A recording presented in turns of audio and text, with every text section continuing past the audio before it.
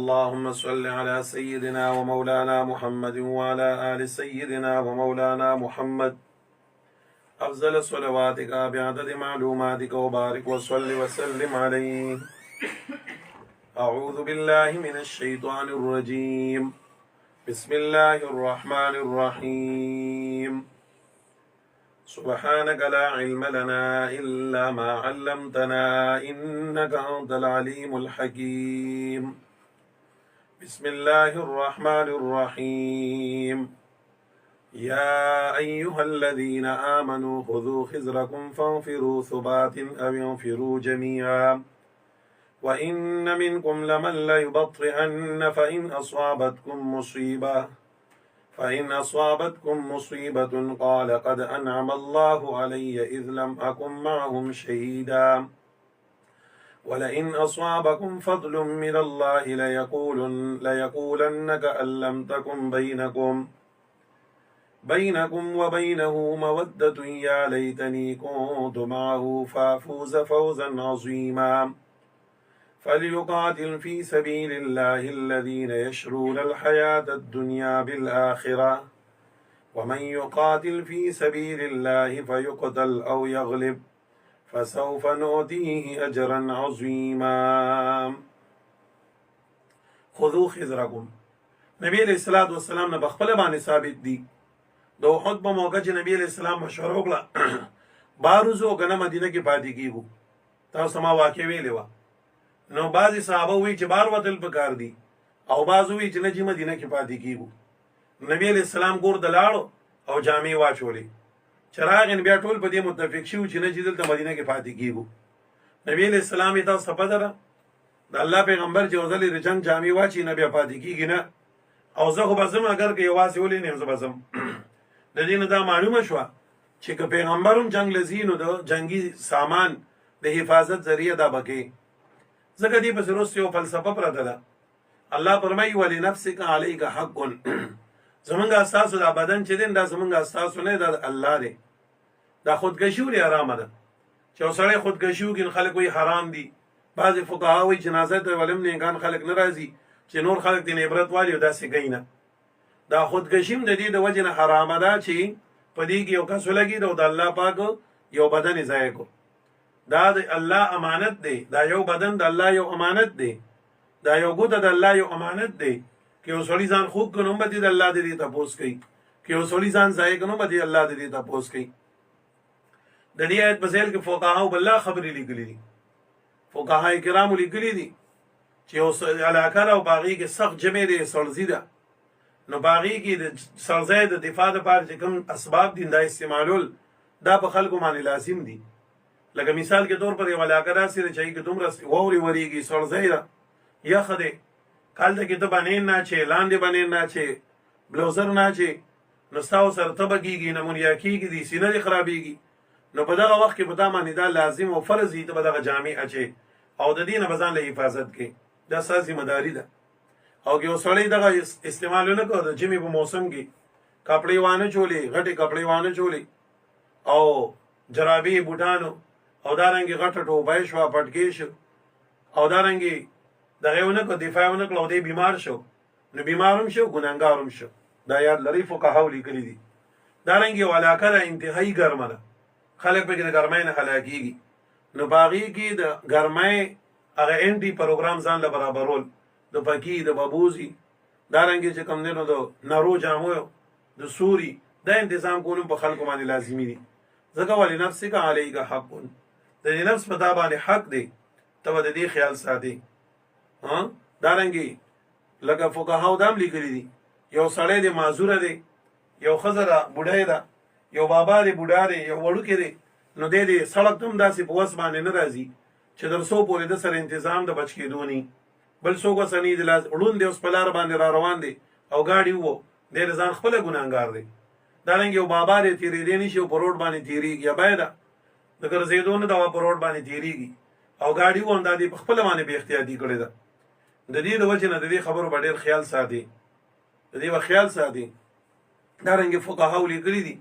چې کله یو گاډي د خپل حد نه سیوا سپیډ گئی یو گاډي د خپل حد نه سیوا سپیډ گئی مثال کے طور پر موټروي والے ځای په ځای ما لیکلي LTV چې غټ ګاډي د پاره دوره سپیډ دی او د وړوکي ګاډي د پاره دوره سپیډ دی 120 دی 140 دی او بیا د هغې نه یو سړی تیزوالی کوي ان مونږ خو د دې نه یېرېږو چې یاره کیمرا هو نه وي موټروي والا به جرمانه کي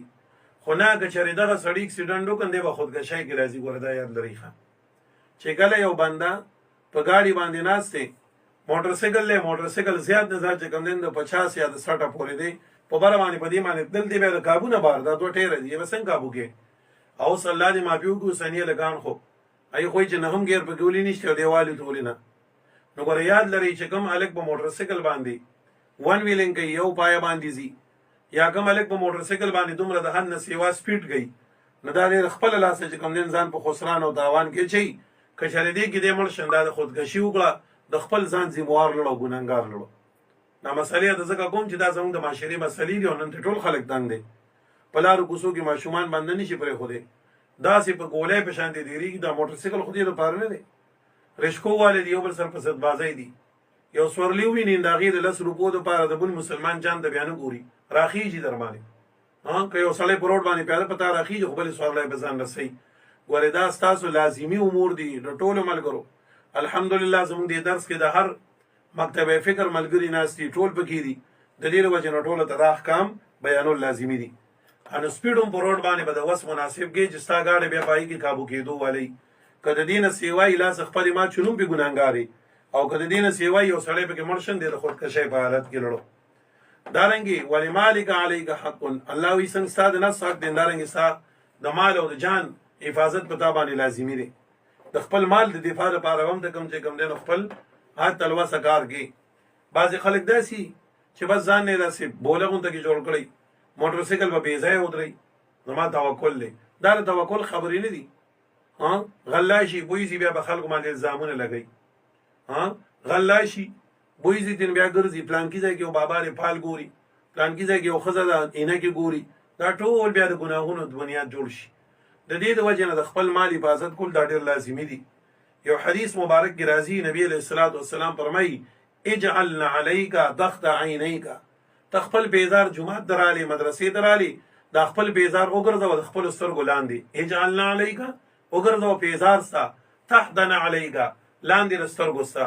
یعنې بیزار داسې ځای کې کېږده چې دا د ښکاري ستا بې نظري ځکه که چا ته نه پټ کړو نو دوه خبرې وشوې یو ستا د بې اختیاطۍ د وجې هغه ګنهګار شو هغه په دې غلا باندې قادر ځکه چې تا د بې ځایه دا چپلې او بیزار پرېښودي دي دویم نمبر دا دی چې تا نه به الله تپوس کوي د دې اسراف دا تا یو فضل خرچي وکړه تا د خپله وس مناسب تا راړې بندې دې کړې بل ځای دې کېښودې بیا چاوړې بیا ځان له خبره ده خو جومات ته راده نه شي او دروازه کې دې دقه شانتې کولاو پرېښودې نو ګوره د دې به تپوس کېږي بل ستا د وجې پې بل سړی ګنهګار شو بیا الزامونه لګې پلانکي د کیمرا کې مو لید داسې لړو پلانکي کې مو لید داسې لړو پلانکي پال واچون داسې پکې راووتېدو دا ټول بیا په حرامو کې راځي او د فالونو مالونو پسې ګرځېدل ګورې حرام دي نبی علیه الصلاة والسلام فرمایي من اتا کاهنا څوک چې یو فالګري ته عراب ته کاهن ته راغی او فصدقه بیا دغه خبره مو منله او دی ویې رښتیا وایي پلانکي ځای کې یو کس ما نه پټ کړی او ته هم څه دا روغ مروغ وایي یو غل راغی او بس تا بیزه روانه کړه په قبله لاړو نو لازمه خبره قبلې طرف ته د روډ لار د نه به خامخا په دې سي بله به کومه سي بس دی مو یو که نه وې واقع د داسې بدلی ان چې کله دا خبرې دې وکړئ فصدقه ان فقد کفره نبی علیه الصلاة والسلام وایي چا چې د کاهن د پالګري تصدیق وکړ دی کافر شو په دې باندې کافر کېږي د دې د وجې نه ښکلې خبره دا ده چې بنده د خپل مال حفاظت کوي د دې ټولو ګناهونو نه د الزام تراشۍ نه د دې نه به بچي بهرحال عرض مې دا کوو چې الله وایي د خپل ځان حفاظت کوئ د خپل ځان حفاظت کول دا په بنده باندې لازم دي د دې ډېر خیال ساتل پکار دي دعا وکړئ الحمد لله رب العالمين والعاقبة للمتقين والصلاة والسلام على سيد الأنبياء والمرسلين وعلى آله الطيبين وأصحابه أجمعين وعلى من تبعهم بإحسان إلى يوم الدين الله زماننا رضاشي الله تزماننا رضاشي الله زماننا رضاشي الله دا سبق را قبول و منظور کی الله د خپل رضا باعث وګرځي. الله په دې قرآن باندې موږ ته د عمل کولو توفیق راکړي. په دې درس کې موږ سوره احادیث وایو، سوره خبرې وکړو، الله د فقه مسایل وایو، الله موږ ته د عمل کولو توفیق راکړي. زمونږ کورونه په دین باندې آباد کړي. الله زمونږ په مال او په جان کې برکت واچي. زمونږ د مال او د جان حفاظت وکړي. الله د کافرانو د تسلط او د غلبې نه موږ بچ کړي. الله موږ له خیر راکړي. الله موږ له دنیا آخرت خوشحالي راکړي. کریم الله څوک هم بیماران دي ته ول صحتونه ورکړي. الله څوک مردگان دي ته د بخښنه وکړي. الله زمونږ او د ټولو مسلمانانو په حال باندې رحم وکړي. الله د چا په کورونو کې فتنې دي الله فتنې مصیبتونه ختم کړي. د چا په کورونو کې شرونه دي الله شرونه ختم کړي. الله فسادونه ختم کړي. د چا بچی نشته الله ته د صالح او نیکان بچی ورکړي. الله د چا چې کوم دین کورونه روان دي کورونه آباد کړي. د چا رښتې نشته الله ته ول رښتې ورکړي. الله د دې رمضان د برکت الله زمونږ او د ټول نه رضا شي. ټول نه رضا شي. ربنا تقبل منا انك انت السميع العليم وتب علينا انك انت التواب الرحيم برحمتك يا ارحم الراحمين.